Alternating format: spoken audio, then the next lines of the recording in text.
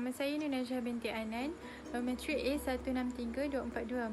Okey, jadi hari ini saya akan membentangkan berkenaan dengan hisab manusia dan jin. Okey, jadi sebagaimana yang Syekhul Islam ada menyatakan bahawa Allah SWT akan menghisab seluruh makhluknya. Okay, jadi daripada pernyataan ini, Syekhul Islam menjelaskan bahawa Allah SWT akan menghisap seluruh makhluknya. Namun ini termasuk juga menggunakan lafaz yang bermaksud umum, tapi yang dimaksudkan adalah tertentu sahaja, iaitu khusus kepada mereka yang Allah telah turunkan syariat. Jadi kerana berlakunya proses hisap ini pada amalan baik dan buruk hamba yang mukallaf, mencakupi manusia dan jin.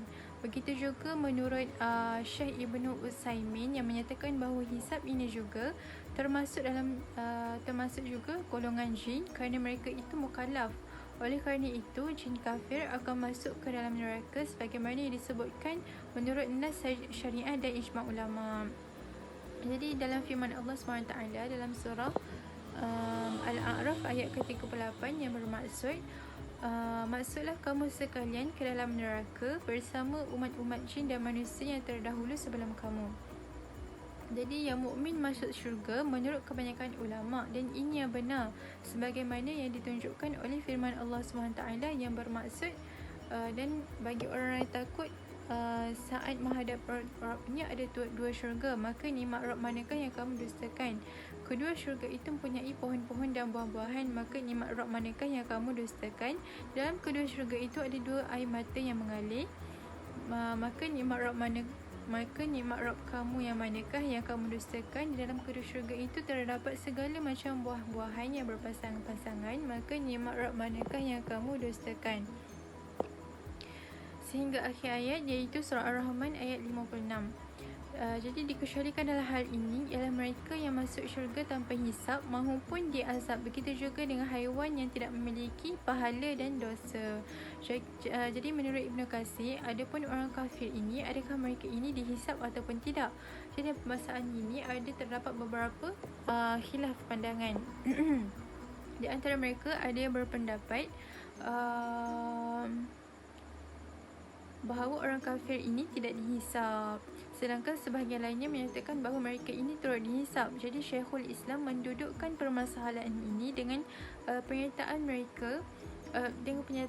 dengan mengatakan bahawa pemutus perbezaan dalam permasalahan ini adalah dengan hisab dapat dimaksudkan dengan pengertian pemaparan dan pemberitahuan amalan mereka serta celaan terhadap mereka. Dapat juga dimaksudkan dengan pengertian perhitungan antara amalan kebajikan dengan amal keburukan. Apabila yang diinginkan dengan kata hisab adalah pengertian pertama, maka jelas mereka dihisab.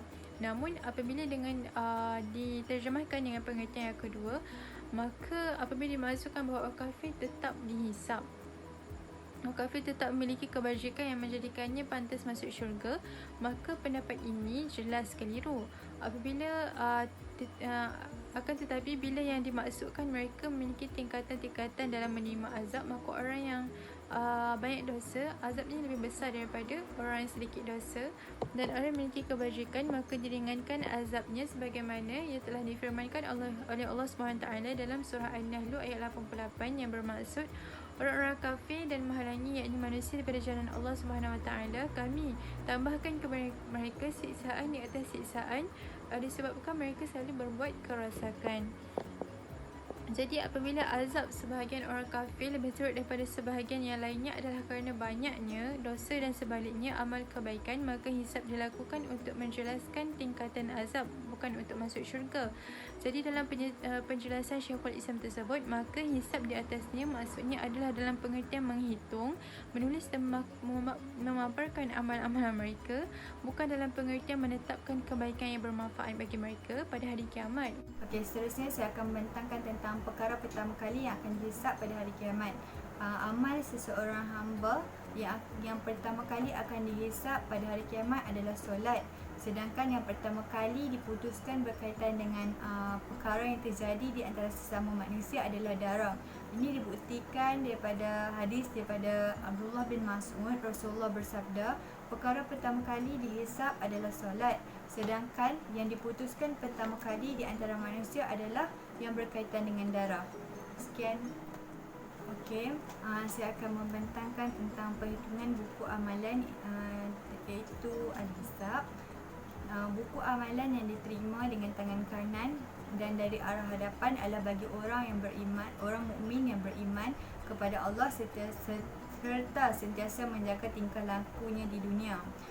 Sebagai bukti di dalam ayat Al-Quran iaitu surah Al-Insyiqaq ayat 7 hingga 9. Kemudian sesiapa yang diberi menerima buku amalannya dengan tangan kanannya, maka dia akan dihisap dengan cara yang mudah dan ringan dan dia akan pergi kepada keluarganya dengan sukacita.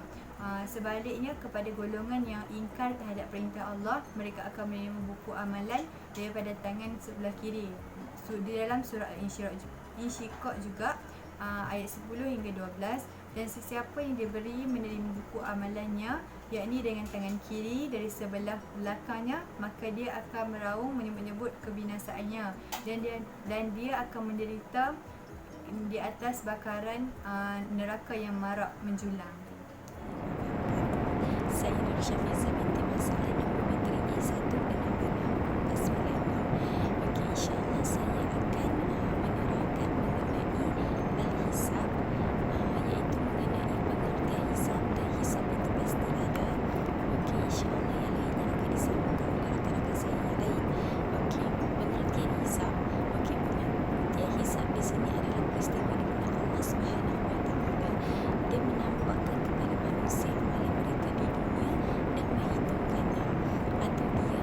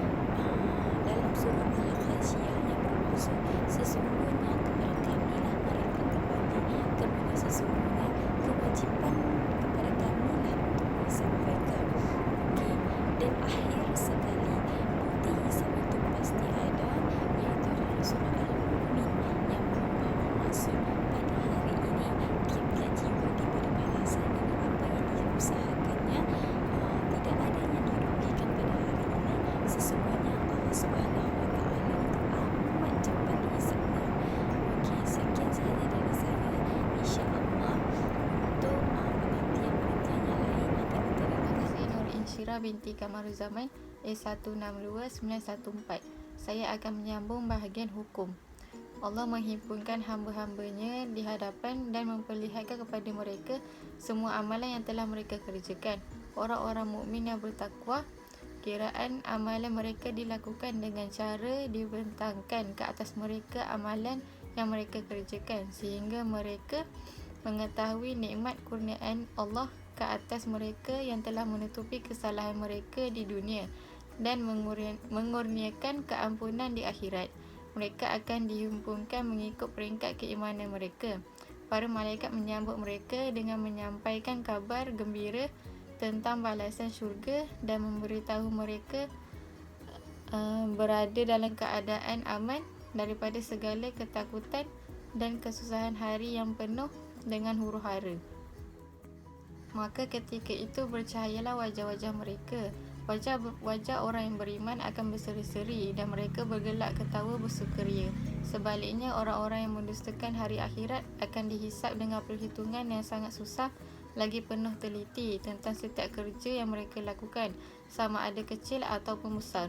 Mereka ditarik dalam keadaan muka mereka di bumi dengan penuh penghinaan sebagai balasan kepada dosa yang telah mereka lakukan dan penustaan yang mereka timbulkan. Golongan paling awal dihisap pada hari kiamat ialah umat Nabi Muhammad daripada kalangan 70,000 orang yang dapat masuk syurga tanpa dihisap dan tidak merasai azab kerana kesempurnaan tauhid mereka.